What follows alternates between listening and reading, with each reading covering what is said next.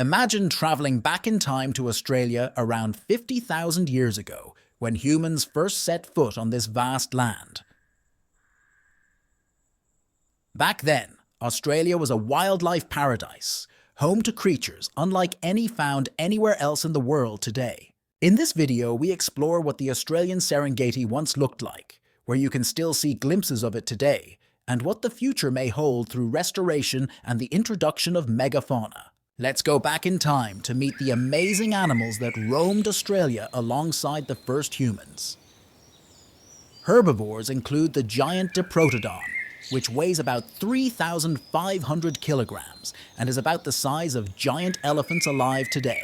Palochestes, a heavy creature like the American bear, was also in Australia, probably pulling leaves from trees with its distinctive beak. They stood on their hind legs to grab a branch, like the giant groundhogs of America. There were also giant kangaroos and wallabies.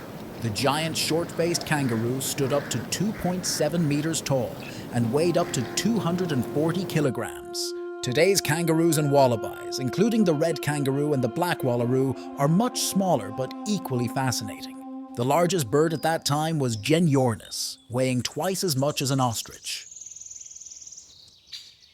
Today, Australia is home to the emu and the southern cassowary, two of the 5 largest birds in the world, each with unique habitats and behaviors. Now let's talk about predators.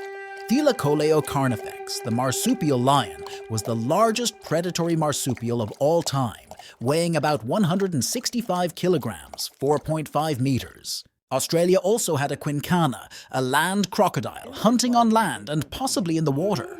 Today, saltwater crocodiles and juvenile freshwater crocodiles are important species in Australia. Large snakes, like Nambrocapsa, slithered across the landscape. Today, large snakes such as the carpet python, olive python and scrub python continue to thrive in Australia. The infamous thylacine or Tasmanian tiger roamed mainland Australia until about 3,200 years ago, becoming extinct in Tasmania in 1936. The Tasmanian vampire also became extinct from the mainland at the same time as the dingo. Australia is now home to many large introduced herbivores.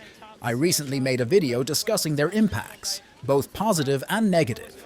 If you haven't seen it, I recommend watching it for crucial information on this topic. Today, places like Ngambie National Park offer views of the Australian Serengeti, with vast grasslands and a variety of wildlife hunted by dingoes and wedge-tailed deer. The Australian Wildlife Conservancy manages about 13 million hectares of land, creating vast protected areas to protect Australia's wildlife and reintroduce endangered species. Their work provides a glimpse into Eastern Europe's Australian Serengeti. In reconstructing the Australian Serengeti, the cause of the extinction, climate change, humans, or a mixture of both, is debated.